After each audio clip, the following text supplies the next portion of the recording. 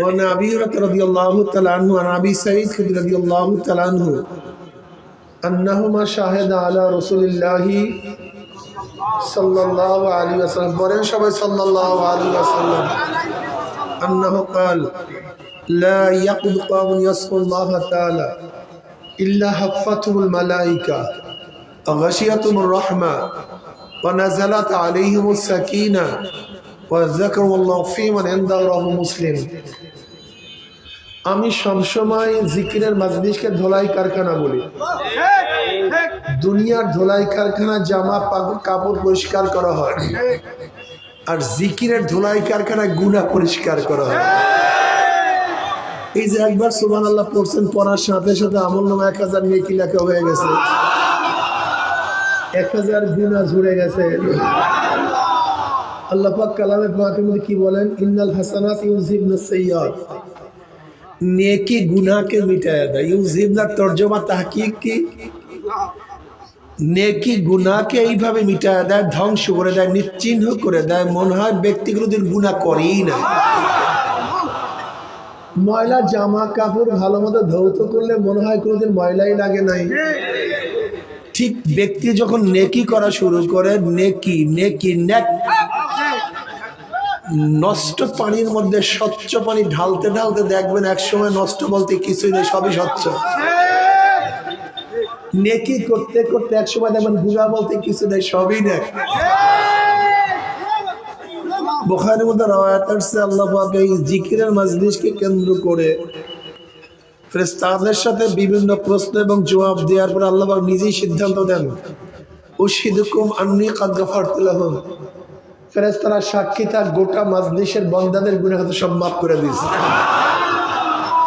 ইয়াকুলুল মালাকু মিনাল মালাইকাতি ফীহিম ফুলানুন লাইসা মিনহুম ইন্নামা জাআ লিহাজাতান ইয়াকুলুল আযযা ওয়া জাল্লা হুমুল জুলাসাউ লা ইয়াশকা জালিসুহুম রাওয়াহুল বুখারী। এলাকার কেউ ভালো কাজ করলে এলাকাবাসী তাকে নিয়ে গর্ব করে। ঠিক। প্রতিষ্ঠানের কেউ ভালো কাজ করলে প্রতিষ্ঠানের সবাই তাকে নিয়ে গর্ব করে। দেশের কেউ ভালো কাজ করলে দেশবাসী তাকে নিয়ে গর্ব করে। আপনি এত ভালো কাজ করছেন, খোদা আল্লাহ পাক নিজেই আপনাদেরকে নিয়ে গর্ব করে। মাশাআল্লাহ। وعن معاوية رضي الله عنه قال خرج رسول الله صلى الله عليه وسلم পড়বেন না সবাই সাল্লাল্লাহু আলাইহি ওয়াসাল্লাম। আল্লাহর নবী আলাইহিস সালাতু ওয়াস সালামকে আল্লাহ পাক এত বেশি মোহাব্বত করেন, আপনি নবী আলাইহিস সালাতু ওয়াস সালামের উপর দুরূদ একবার পড়বেন, আমার মাওলার রহমত 10 বার নাযিল করবে। খরাজ রাসূলুল্লাহ সাল্লাল্লাহু আলাইহি على حلقة من أصحابه قال ما أزلزكم قالوا زلفنا نذكر الله ونحمد على ما هدانا الإسلام ومن به علينا قال الله ما أزلس ذلك قالوا الله ما أزلس ذلك قال رسول الله صلى الله عليه وسلم ما شاء الله أما إني لما استخلفكم رحمة لكم ولكن آتاني جبرائيل فأخبرني أن الله يبارك الملائكة رواه مسلم। সরদার দো আলম আলাইহিস সালাতু ওয়াস সালাম সাহাবায়ে কেরাম রিদওয়ানুল্লাহি তাআলা আলাইহিম আজমাইনদের এরকম এক হালকার নিকট থেকে, মাজলিসের নিকট থেকে রওনা করলেন। আরবিতে এই মাজলিসকে হালকা বলা হয়। এই যে হালকা জিকির শোনেন না, আলা হালকাতি মিন আসহাবিহি, সে হালকাটি ছিল সর্বশ্রেষ্ঠ মানুষদের। কাদের? যাদের উপর আল্লাহ রাজি, যারাও আল্লাহর উপর রাজি। রাদিয়াল্লাহু আনহুম সাহাবারা হলো মেসাল, ইমানের মেসাল। আপনাদের অবশ্যই বলে রাখতে হবে, বায়ার আসছে বিদেশ থেকে মাল কেনার জন্য, স্যাম্পল এই মাপের, এই ডিজাইনের, এই রকমের 1 কোটি মাল দিবা, দস্তখত করো। দস্তখত করছে। 1 বছর পর যখন ডেলিভারি নেওয়ার জন্য আসবে, তখন কি করবে? ওই স্যাম্পলের সাথে মিলাবে। যেইটা স্যাম্পলের সাথে মিল আছে গ্রহণ করবে, যেইটা মিল নাই প্রত্যাখ্যান করবে। কিয়ামতের ময়দানে আল্লাহ পাক ঈমানের টালি করবে সাহাবাদের সাথে। আমিনু কামা আমানান নাস, আমিনু আমর উজুবের জন্য, ঈমান আনো, আমিনু কামা আমানান নাস, নাসের প্রথমে আলিফ লাম, আহাদে খারিজি, মাহুদে খারেজ কারা, এই লোক কারা? এই আয়াত তো নবী ইব্রাহিম আলাইহিস সালাতু ওয়াস সালামের উম্মতের উপর নাযিল হয় নাই। এই আয়াত তো নবী মুসা আলাইহিস সালাতু উম্মতের উপর নাযিল হয় নাই। এই আয়াত তো নবী আলাইহিস সালাতু ওয়াস সালাম দুনিয়া থেকে বিদায় হওয়ার পরে নাযিল হয় নাই। এই আয়াত নাযিল হয়েছে নবী আলাইহিস সালাতু ওয়াস সালামের উপরে। তখন লোক কারা ছিল? সোজা হিসাব থেকে আমিনু আমিনু কামা আমানান নাস, আমিনু কামা আমানাস সাহাবা, ঈমান আনো যেইভাবে সাহাবারা ঈমান এনেছে। কি বুঝলেন? কিয়ামতের ময়দানে আল্লাহ, কিয়ামতের ময়দানে প্রত্যেকের ঈমানকে সাহাবায়ে কেরাম রিদওয়ানুল্লাহি তাআলা আলাইহিম আজমাইনের ঈমানের সাথে টালি করবে। সিম্পল, সেই ঈমান সাহাবাদের সাথে মিশবে, সব ডাইনে যা। কোথায় যা? আসহাবুল ইয়ামিন ডাইনে যা, সব দৌড়া জান্নাতের দিকে। যেটা মিলবে না সব বামে যায়, দেখে যা। সাহাবার আমাদের সেরা তাজ, সাহাবাদের আজমত, মুহাব্বত, আল্লাহ আল্লাহ সুবহানাল্লাহ। ফি আসহাবি লা তাত্তাখিযুল গরাদাম মিন বাদি ফামান আহাব্বাহুম ফাবিহুব্বি আহাব্বাহুম ওয়া মান আবগাযাহুম ফাবিবুগযি আবগাযাহুম। খায়রুল কুরুনি করনি সুম্মাল্লাযিনা ইয়ালুনাহুম সুম্মাল্লাযিনা ইয়ালুনাহুম। খবরদার, সেরে তাজ, মাখার বুকু, আমাদের কলিজা, আমাদের জীবন, আমাদের কলিজার টুকরা, আমাদের কলিজার টুকরা। আমি মনে করি বর্তমান জমানায় সারা রাত তাহাজ্জুদ করো, নামাজ পড়ো, রোজা রাখো, যা করো, আর সাহাবারা যদি শুধু ঈমান আনেন, তাজের যে দাম, তুমি কিয়ামত পর্যন্ত ইবাদত করলে সেই পরিমাণ দামি হতে পারবে না। আব্দুল্লাহ ইবনে মুবারক রাহমাতুল্লাহ আলাইহির কাছে, আব্দুল্লাহ ইবনে মুবারক সম্পর্কে জানেন তো? বহুত বড় মুহাদ্দিস, বহুত বড় হাফিজুল হাদিস, বহুত বড় মুস্তাহিদ, বহুত বড় হাফেজ, বহুত বড় সালেহ। ইমাম আযম আবু হানিফা রাহমাতুল্লাহ শাগিরদ, ইমাম বুখারীর উস্তাদ আব্দুল্লাহ ইবনে মুবারক রাহমাতুল্লাহ আলাইহি। তার কাছে প্রশ্ন করা হয়েছে যে হযরত মুআবিয়া রাদিয়াল্লাহু তাআলা ফজিলত, সম্মান, ইজ্জত বেশি না ওমর বিন আব্দুল আজিজ পঞ্চম খলিফা, তার ইজ্জত বেশি? এবার আব্দুল্লাহ ইবনে মুবারক রাহমাতুল্লাহ কথাটা কিয়ামত পর্যন্ত মনে রাখবেন, বলবেন না। আব্দুল্লাহ ইবনে মুবারক রাহমাতুল্লাহ আলাইহি বলেন, দেখো তুমি তো মুআবিয়া রাদিয়াল্লাহু কাতিব ওহী, জলিল কদর সাহাবী, অনেক দামি। এইমাত্র যার হাদিস আমি রওয়ায়াত করছি, এর জন্য বললাম। ওয়ান মুআবিয়া রাদিয়াল্লাহু ক্বালা খরাজা রাসূলুল্লাহি সাল্লাল্লাহু আলাইহি ওয়াসাল্লাম, এর জন্য কথাটা আসছে। প্রশ্ন করছে আব্দুল্লাহ মুবারকের প্রশ্ন করছে ওমর বিন আব্দুল আজিজ, যিনি পঞ্চম খলিফা, যার জমানায় হিংস্র প্রাণীগুলি একত্রিত হয়ে পানি পান করতেন, কেউ কারোর উপর আক্রমণ করতো না। আল্লাহু আকবার। আসলে আমরা তো বুঝি না, বোঝা আসলে আমরা জাহেল, আমাদের মাথার মধ্যে ঘিলো নেই। ওমর বিন আব্দুল আজিজ রাহমাতুল্লাহ আলাইহি এত আদিল, এত ইনসাফগার বাদশা ছিলেন, ন্যায়পরায়ণ বাদশা ছিলেন। উনি মালিক বিন মারওয়ানের জামাই ছিল, মালিক বিন বাদশা তার জামাই। উনি খলিফা হওয়ার পরে তার স্ত্রী গিয়ে বলতেছেন, এতদিন তুমি বাদশার কন্যা ছিলা। কার কন্যা? এখন খলিফার স্ত্রী। এতদিন ছিলা বাদশার কন্যা, এখন খলিফার স্ত্রী। সোনা গয়না যায় আছে সব দান করে দাও।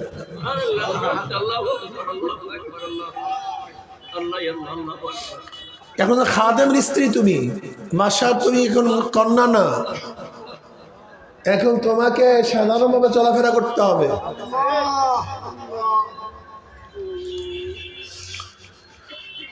আসলে ইসলাম আমরা শিখি নাই, জানিও নাই। সবচেয়ে পরাক্রফল এই মুসলমান গোষ্ঠীর পড়াশোনা নেই, অথচ ওহির শুরুতে ইকরা পড়ো, ওহির সূচনায় কি ইকরা পড়ো, অথচ আমাদের মধ্যে পড়াশোনা নেই। এটা আমাদের সবচেয়ে বড় জাহালাত। সবচেয়ে বড় আমরা ক্ষতিগ্রস্ত হয়েছি পড়াশোনা না করার কারণে।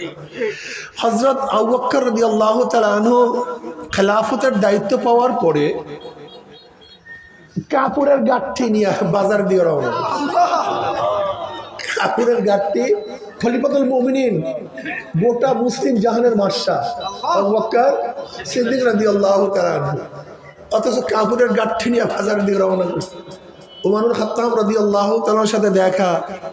উমরুল খাত্তাব রাদিয়াল্লাহু বললেন, ভাই আবু বকর কোথায় যান? করে বাজারে যায়। করে গাঁঠি কি তোমার কাঁধের মধ্যে? কিসের গাঁঠি? বলে কাপড়ের গাঁঠি। বলে কি করবেন? বলে বিক্রি করার জন্য যাই। কি করার জন্য? বলে গোটা জাতির দায়িত্ব আপনার কাঁধের উপরে, আর আপনার কাপড়ের গাঁঠি নিয়ে বাজারে রওনা করছে। বলে খামু কি? বর্তমানে আমরা কেউ রাজনীতি করলে একবার কি এমপি হলে 14 গোষ্ঠীর কাজ করতে হয় না।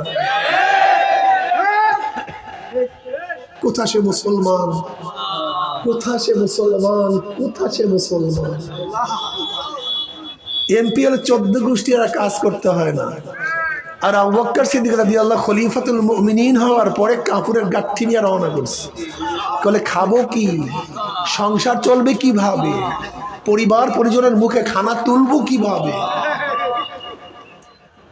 তাহলে দরকার নেই আপনার ব্যবসা বাণিজ্য করার, চলেন আপনার বাইতুল মাল থেকে কিছু আপনাকে ভাতা নির্ধারণ করি। বাইতুল মাল থেকে কিছু ভাতা নির্ধারণ করি। আমিরুল মুমিনিন খলিফাতুল মুসলিমিনের ভাতা জানেন কি পরিমাণ? বাইতুল মাল থেকে, সরকারি ফান্ড থেকে তাকে কি পরিমাণে ভাতা দেওয়া হয়েছে জানেন?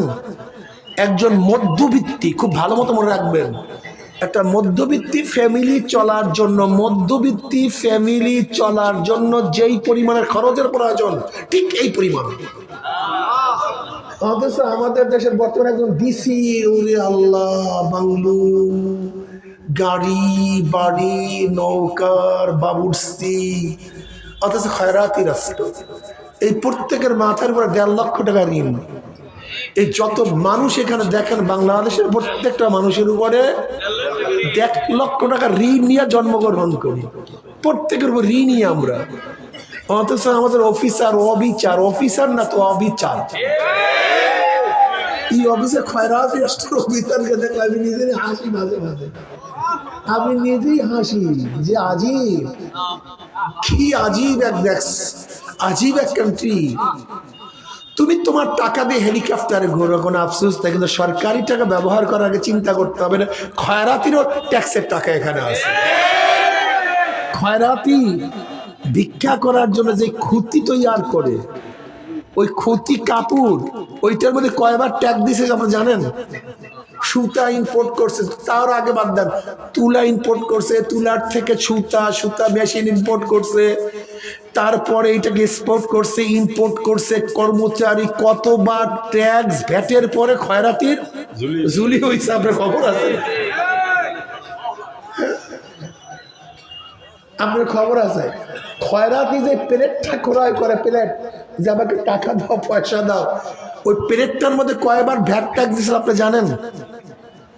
একটা খয়রাতি বাথরুমে যে বন্যা নিয়ে যায়, আপনাকে জানেন এই বন্যার মধ্যে কতবার ভ্যাট ট্যাক্স দিতে হয়েছে? একটা ভিক্ষুক যে জুতা পরে, জুতার মধ্যে কয়বার ভ্যাট ট্যাক্স দিতেছে আপনি জানেন? একটা খয়রাতি যে খাতা গায়ে দেয়, ওই সিরা খাতার মধ্যে কয়বার ভ্যাট ট্যাক্স দিতে আপনি জানেন?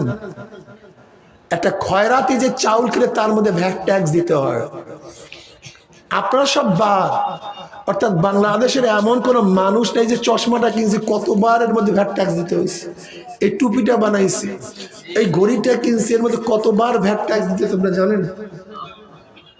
অথচ আমাদের দেশের সমস্ত ভিক্ষুকদের পয়সা নিয়ে আমরা যারা ক্ষমতায় যাই, আমরা জালেম হয়ে যাই। আল্লাহ মাফ করে দেখ আমাদের সবাইকে। যদি মাথার মধ্যে একবার থাকতো এই টাকাগুলি কাঁদে, একটা বার যদি মাথার মধ্যে আসতো। আপনারা সবাই জানেন বাংলাদেশের কোনো ধনীদের জন্য বরাদ্দ নেই। বাংলাদেশের কোনো কথা কয় না, ধনীর জন্য কোনো বরাদ্দ নেই। কিন্তু ভালো মতো জানবেন, ধনীদের জন্য কোনো বরাদ্দ নেই, সব বরাদ্দ গরিবদের জন্য। আর খায় ওই জাহেলরা। গরিবদের টাকা, খয়রাতির টাকা, ভিক্ষুকের টাকা, মিসকিনের টাকা, এতিমদের টাকা, ভিখারঙ্গ বোবা অন্ধদের টাকা ওরা খায়। ওদের সব বড় খয়রাতি দুনিয়াতে নেই, সবচেয়ে বড় খয়রাতি ওরা। সমস্ত টাকা বরাদ্দ গরিবদের জন্য। যাই হোক, একজন সাধারণ মধ্যবিত্ত ফ্যামিলি খাওয়ার জন্য যেই পরিমাণের টাকা, এই পরিমাণের টাকা বরাদ্দ। একদিন আবু বকর রাদিয়াল্লাহু আনহু স্ত্রী একটু মিষ্টি খাইতে মনে চাইছে। কি খাইতে মনে চাইছে ভাই? বলে একটু মিষ্টি খাইতে মনে চাইছে, একটু মিষ্টি খাইতে মনে চাইছে। বলে আমার কাছে টাকা নাই। কে বলতেছেন? গোটা জাহানের বাদশা, মুসলমানদের বাদশা, প্রেসিডেন্ট, তিনি বলছেন টাকা নাই, মিষ্টি খাওয়াবো কি দিয়া? এবার স্ত্রী কি করছে, তার কাছে সংসার চালাবার জন্য যেই পরিমাণে টাকা দেয়, সেখান থেকে এক পাই আধা পাই, এক পাই আধা পাই করতে করতে কিছু টাকা জমাইছে। কয়েকদিন পর হাতের মধ্যে দিচ্ছে, এই যে কিছু টাকা দিলাম, এইটা দিয়ে একটু মিষ্টি আনেন খাই, মনে চায়। আবু বকর কি বললেন জানেন? তার মানে কি, তুমি যে টাকা জোগাইছো সংসারের থেকে নিশ্চয়ই একটু বৃদ্ধি, এটা বেশি বাড়তি। যদি বাড়তি না হয়তো জোগাই না কিভাবে? এটা তো বাড়তি হয়েছে। মিষ্টি আনলেন না, বাইতুল মালে ফেরত দিলেন। বাইতুল মালে, বুঝেন দায়িত্ব, আমাদের দায়িত্ব নেওয়ার জন্য পাগল হয়ে যায়। আমাদের দেশের মানুষ দায়িত্ব নেওয়ার জন্য পাগল হয়ে যায়। অথচ ওমর ইবনে খাত্তাব রাদিয়াল্লাহু তাআলা আনহু যখন অসুস্থ অবস্থায় আছেন, সবাই পরামর্শ দিচ্ছে আপনার ছেলেকে আপনি খলিফা নিযুক্ত করেন। বলে যেই পাহাড়, যেই বোঝা আমি বহন করছি, সেটা আমার ছেলের উপরে, আমার আত্মীয়, আমার স্বজনদের উপরে। ওমর চায় না কিয়ামতের ময়দানে দ্বিতীয় কেউ আসামি হোক। ওমর একাই আসামি হোক, তার পরিবার পরিজন যেন কেউ আসামি না হয় কিয়ামতের ময়দানে। একাই যেন কাঠ গড়ায় দাঁড়ায়, অন্য কেউ কাঠ গড়ায় না দাঁড়ায়। এত ভারী মনে করতেন দায়িত্ব কি, আর আমরা পাগল হয়ে যাই দায়িত্বের জন্য। সদর হবেন, সেক্রেটারি হবেন, সাধারণ সম্পাদক হবেন, আল্লাহর কাছে কি জবাব দেবেন একজনে চিন্তা করছেন? হ্যাঁ, এমপি হবেন, আল্লাহর কাছে কি জবাব দেবেন একজনে চিন্তা করছেন? এরপর আবু বকর সিদ্দিক রাদিয়াল্লাহু মনের মধ্যে মানে না, 50,000 দিরহাম তিনি ভোগ করেছিলেন তার খেলাফতের আমলে। ইন্তেকালের পূর্ব মুহূর্তে যা কিছু বাইতুল মাল থেকে নিয়েছিলেন সব ফেরত দিয়েছেন। বলে জানি না কার টাকা নিচ্ছে। এই মাত্র যে ঘটনা বলছি, বলেন তো, সব কিতাব হাদিস পড়াশোনা সব বাদ দেন, এই মাত্র যতটুকু ঘটনা শুনাইছি, যদি প্রত্যেকটা শাসকের এই মেজাজ হইতো, দেখেন তো বাংলাদেশের অবস্থা কেমন।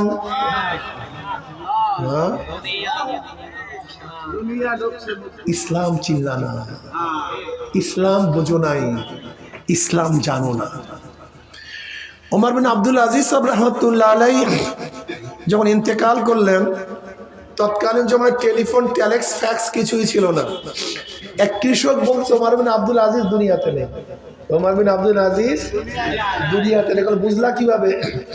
ওই যে দেখো নেগ্রেবাগ একটা সাধারণ ছাগলকে তাড়া করতেছে, ন্যায় পরায়ণ বাদশা জিন্দা থাকতে একটা হিংস্র প্রাণী আর একটা প্রাণীর উপরে অবৈধভাবে আক্রমণ করতে পারে। যেহেতু আক্রমণ করছে, নিশ্চয়ই ন্যায়পরায়ণ শাসক। কি বুঝলেন? আরে মুসলমান, এই উমর বিন আব্দুল আজিজ রাহমাতুল্লাহ আলাইহি সম্পর্কে প্রশ্ন করছে, তিনি উত্তম না মুয়াবিয়া রাদিয়াল্লাহু উত্তম? এই মাত্র যার ঘটনা বললাম। এবার আব্দুল্লাহ ইবনে মুবারক রাহমাতুল্লাহ আলাইহি বলেন যে মুয়াবিয়া রাদিয়াল্লাহু তো অনেক উঁচা, তার কথা বাদ দাও।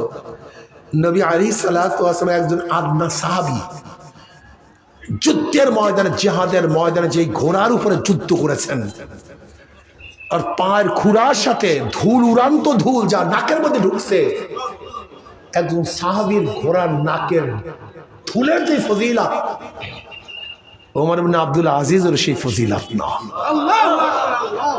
যে চক্ষু দিয়ে আমার নবীর দিকে তাকাইছে, সেই চক্ষু পাবে কোথায়? যে চক্ষু দিয়ে আমার নবীকে দেখছে, সেই চক্ষু পাবে কোথায়? বুঝাতে পারি না। মানুষ তো দামি না, সোহবাদের দামি হয়ে যায়। যাই হোক, সেই সাহাবাদের হালকার মধ্য থেকে নবী আলাইহিস সালাত যাইতেছিলেন। নবী আলাইহিস সালাত প্রশ্ন করলেন, সাহাবারা কি করতেছো? সাহাবারা জবাব দেন, নাসকুরুল্লাহ, আমরা বসে বসে মাওলার জিকির করতেছি, মাওলার প্রশংসা করতেছি। নবী আলাইহিস সালাত আল্লাহর কসম তোমরা যে জবাব দিছো উদ্দেশ্যে বলছো। সাহাবারা কসম কেন? আল্লাহর কসম আমরা যে জবাব দিছি উদ্দেশ্যেই বলছি। নবী আলাইহিস সালাতু ওয়াস সালাম বলে, আমার সাহাবারা জানো আমি কেন কসম কাটলাম? এই মাত্র আমাকে জিবরাইল আসছে, আমাকে খবর দিয়া গেল আল্লাহ পাক রব্বুল আলামিন তোমাদেরকে নিয়ে ফেরেশতাদের মধ্যে গর্ব করতে আছে। আমি সূরা আস শুরু করছি, সূরা আসর শুরুই করছে আল্লাহ পাক ওয়া কসমি আকাসামতুল আসরা, আমি আসরের কসম খেয়ে বলতেছি। আল্লাহ পাক সময়ের কসম কেন খাইছেন? সময়ের গুরুত্ব বোঝাবার জন্য। বলেন, জোরে বলেন। সবচেয়ে দামি সময়, এর চেয়ে দামি কোনো জিনিস নেই। টাকা হারানো গেলে পাওয়া যায়, জমি ছুটে গেলে সংগ্রহ করা যায়, বাড়ি ভেঙে গেলে গড়া যায়, কিন্তু সময় চলিয়া গেলে পিচ্ছিল। সময় সবচেয়ে দামি, সময় সবচেয়ে দামি। এই সময়কে যে ব্যবহার করতে পারে সে দামি হয়ে যাবে, আর সময়কে যে ব্যবহার করতে পারবে না সে দামি হতে। সময়কে কাজে লাগান, একটা মুহূর্ত সময়কে বেকার নষ্ট করিয়েন না। وعن معاذ بن جبل رضي الله عنه قال قال رسول الله صلى الله عليه وسلم ليس يتحسر أهل الجنة إلا على ساعة مر ربهم لم يذكر الله تعالى فيها। তিরমিজির মধ্যে রওয়ায়াত আছে, জান্নাতের মধ্যে জান্নাতের আর কোনো আফসোস করবে না, শুধু ওই সময়টুকুর জন্য আফসোস করবে যে সময়টুকু মাওলার জিকির ছাড়া কাটায় দিয়েছে। সময়কে কাজে লাগান, সময় সবচেয়ে দামি। আপনি কি জানেন সময় কত দামি? সুলাইমান নবী আলাইহিস সালাতু ওয়াস সালাম তখতে সুলাইমানে ঘুরতেছিলেন, সাগর উঠতেছিলেন। তখতের ছায়া এক কৃষকের উপরছে। অমনি কৃষক আকাশের দিকে তাকাবে, সুবহানাল্লাহ, আল্লাহ ইবনে দাউদকে এত ইজ্জত দান করছেন, এত সম্মানিত করছেন, এত দামি বানাইছেন। এই আওয়াজ সুলাইমান নবী আলাইহিস সালাতু কানের মধ্যে গেছে। অমনি সুলাইমান আলাইহিস সালাতু ওয়াস সালাম, হে মুসলিম ভাই শোনো, আল্লাহ পাক আমাকে যে ইজ্জত দান করছে, যে সম্মানিত করছে, যে দামি বানাইছে সে হাজার গুণ বেশি, কোটি গুণ বেশি দাম। তোমার একবার সুবহানাল্লাহ বলে। কেন?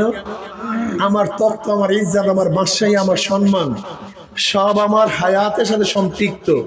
আমি জিন্দা আছি, সব আছে, আমি নাই, কিচ্ছু নেই। কিন্তু তোমার সুবহানাল্লাহর কোনো মৃত্যু নেই। মৃত্যুর সময় সুবহানাল্লাহ আছে, কবরে সুবহানাল্লাহ আছে, কিয়ামতের ময়দানে মিজানের মধ্যে কালিমাতানে হাবিবাতানি আর রহমান কফিফাতান আলাল লিসান সাকিলাতান ফিল মিজান সুবহানাল্লাহি ওয়া বিহামদিহি সুবহানাল্লাহিল আযীম। কোনো মৃত্যু নেই। ফুলসিরাতের মধ্যে সুবহানাল্লাহ, আলহামদুলিল্লাহ, আল্লাহু আকবার, লা ইলাহা ইল্লাল্লাহ। খুব মারাত্মক। যে জিকির করে সে জিন্দা, যে জিকির করে না। মাসালুল্লাযী ইয়াযকুরু রাব্বাহু ওয়াল্লাযী লা ইয়াযকুরু রাব্বাহু মাসালুল হাইয়্যি ওয়াল মাইয়্যিত। বুখারীর মধ্যে রওয়ায়াত আছে, যে জিকির করে সে জিন্দা, যে জিকির করে না সে মৃত্যু। চরমনাই মুজাহিদরা জিকির সারিয়া নিসরাবি দেখতে আসি। আগের জমানায় দেখছি চরমনাই মুজাহিদের চেহারার মধ্যে জিকিরের ছাপ ছিল, নূর ছিল, জিকিরের নূর ছিল চেহারা। ফি উজুহিন নূর আলা মানাবির লুলু লাইসা বিআলিয়া ওয়ালা শুহাদা ক্বালা আল-আরাবিয়্যু কুল্লুহুম লানা না'রিফুহুম ক্বালা রাসূলুল্লাহ সাল্লাল্লাহু আলাইহি ওয়াসাল্লাম هم المتحابون في الله من قبائل شتى وبلاد شتى يستمعون على ذكر الله يذكرونه জোরে বলেন সুবহানাল্লাহ। জিকির সবচেয়ে দামি। আর জিকির আসলুদ্দিন, উসুলুদ্দিন। জিকির করতে হবে। আকিমুস সালাতা লিযিকরি, নামাজ কায়েম করো কিসের জন্য? মাওলার জিকিরের জন্য। যেই নামাজের মধ্যে স্মরণ নাই, জিকির নাই, সে তো নামাজই না। আমাদের নামাজ হলো শুকনা নামাজ, নামাজ হলো শুকনা, নামাজ হলো শুকনা নামাজ। আনতা আবুদাল্লাহ কাআন্নাকা ফাইন লাম তাকুন তারাহু ফাইন্নাহু ইয়ারাক। ক্বাদ আফলাহাল মুমিনুন, ক্বাদ আফলাহাল মুমিন, আফলাহা ক্বাদ মাজির সিগা, ক্বাদ তাহকিকের জন্য, তাকিদের জন্য, ক্বাদ আফলাহাল মুমিনুন। ওই সমস্ত মনে সফল কাম হয়ে গেছে, হবে না তা না, হয়ে মাজি সফল কাম হয়ে গেছে, কামিয়াব হয়ে গেছে। কোন মুমিন? আল্লাযীনা হুম ফি সালাতিহিম খাশিউন, যারা খুশু এবং খুজুর সাথে নামাজ পড়ে, নামাজের মধ্যে ভয় হয়, ভীতি হয়, মাওলার খেয়াল হয়। তাকশাইরু মিনহু যুনুবুল্লাযীনা ইয়াখশাউনা রাব্বাহুম সুম্মা তালিনু কুলুবুহুম ওয়া জুলুদুহুম ইলা যিকরিল্লাহ। এই নামাজ, কিসের নামাজ পড়? নামাজই তো হয়। কি কথা ঠিক না? আল্লাহ সূরা আসর শুরু করছে আসরের কসম দিয়া। কোরআনের মধ্যে কসম শুরু হয়েছে ফালা ওয়া রাব্বিকা লা ইউমিনুনা হাত্তা ইউহাক্কিমুকা ফীমা শাজারা বাইনাহুম সুম্মা লা ইয়াজিদু ফি আনফুসিহিম হারাজাম মিম্মা কাযাইতা ওয়া ইউসাল্লিমু তাসলিমা। এই শোনেন ভালো মতো, বিশ নামী এক মুনাফিক, বিশ নামী এক মুনাফিক দাবি করে মুমিন, আসলে মুনাফিক। ওর সাথে ইহুদির সাথে ঝগড়া, বিবাদ শুরু হয়ে গেছে। এখন ইহুদি বলতেছে এর সমাধানের জন্য কোথায় যাব? বলে চলো তোমার নবীর কাছে যাই। কিন্তু মুনাফিক বলছে না, তোমার সর্দার কাব বিন আশরাফের কাছে যাব। কোথায় যাব? কাব বিন আশরাফের কাছে যাব। ইহুদি কয় তোমার নবীর কাছে, আর মুনাফিক কয় ইহুদি লিডারের কাছে। বলেন তো ইহুদি নিজের লিডারকে না মানিয়া আমার নবীকে বিচারক কেন মানলেন? ইহুদি জানে যদিও আমার লিডার, কিন্তু পয়সা বিক্রি হইতে পারে। কথা কয় না, পয়সা কেনা যাইতে পারে, কিন্তু মুসলমানের নবীকে পয়সা দিয়ে কেনা সম্ভব না। আমার লিডারকে লোভে ক্রয় করা যায়, কিন্তু নবী মুহাম্মদকে লোভে ক্রয় করা যায় না সাল্লাল্লাহু আলাইহি ওয়াসাল্লাম। আমার লিডারকে ভয় ভীতি দিয়ে বশ করা যায়, কিন্তু মুসলমানের নবীকে ভয় ভীতি দিয়ে বশ করা। ইহুদি বলতেছে তোমার নবীর কাছে যাও, কিন্তু মুনাফিক বলতেছে তোমার লিডারের কাছে যাও। ইহুদি মারামারি, না তোমার নবীর কাছে যাও। নবী আলাইহিস সালাতু ওয়াস সালামের কাছে গেছে। যাওয়ার পরে নবী আলাইহিস সালাতু, খুব ভালো মতো মুসলমানরা শুনবেন, খুব ভালো মতো শুনবেন, একেবারে ভালো মতো শুনবেন, খুব ভালো মতো শুনবেন, ভালো মতো, ভালো মতো। নবী আলাইহিস সালাতু সাক্ষী সুবুতের পরে ফয়সালা দিয়ে দিয়েছেন ইহুদির পক্ষে। কার পক্ষে? ইহুদির পক্ষে। যে হ্যাঁ না, এই ফয়সালা তোমার পক্ষে, তুমি ঠিক আছে। এবার মুনাফিক বলছেন না, আমি আগেই বললাম না, উনি নবী, উনি দুনিয়া সম্পর্কে বোঝে না, উনি আখিরাত সম্পর্কে ভালো বুঝে। উমর দুনিয়া সম্পর্কে ভালো বুঝে, চলো উমরের কাছে যাই। আমরা কার কাছে যাই? উমরের কাছে। চলো উমরের কাছে। এখন বেচারায় কি করবে? মুসলমান কান্ট্রি, কিছু করারও নাই, শক্তি মুসলমানদের। বেচারা এখন দুর্বল, চলো যাই যাই উমরের কাছে যাই। ওমর খাত্তাব রাদিয়াল্লাহু আনহুর কাছে গিয়া ইহুদি বলছে ভাই তোমার নবী ফয়সালা করছে, কিন্তু তোমার ভাই তো মানে না, তোমার মুসলমান ভাই তো পছন্দ করে নাই, তোমার কাছে নিয়ে আসছে আবার। বললো আচ্ছা, নবী আলাইহিস সালাম ফয়সালা করার পরে মানে নাই? বললেন না, সে নাকি খুব ভালো বিচার করতে পারে না, তুমি নাকি ভালো বিচার করতে পারো। বললো আচ্ছা ঠিক আছে, আমি বিচার করতে আসি, একটু বসো, আমি আসতে আসছি, একটু অপেক্ষা করো, আমি বিচার করতে আসছি। ওমর রাদিয়াল্লাহু ঘরে গেছেন, যাওয়ার পর তো বুঝেন কি নিয়ে আসছে, এখন সরাসরি বিচার করে দিয়েছেন। যা নবীর বিচার মানো না তো তোর দুনিয়াতে থাকার কোনো অধিকার নেই, যা জাহান্নামে চলে যাবে। শোরগোল, মুসলমান হত্যা করছে ওমর, আল কত্ল বিল কত্ল, বিশাল ফিতনা।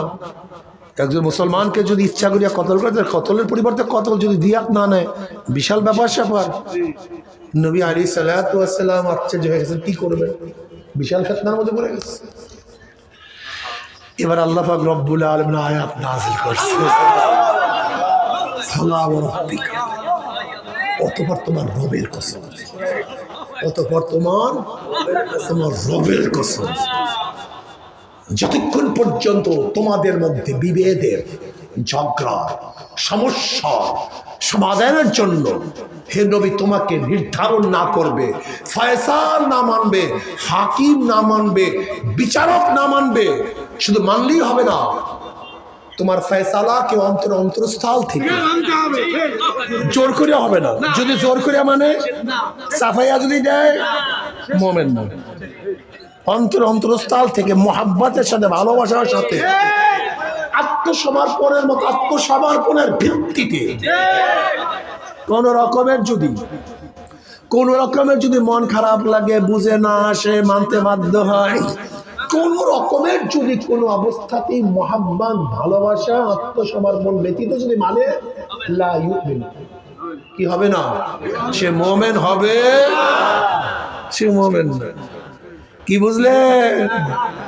নবী আলাইহিস সালাতু ওয়াস সালাম ফয়সালাকে যদি কেউ না মানে মুমিন না। কথা বলেন না কেন? তোমার রবের কসম, সে মুমিন না।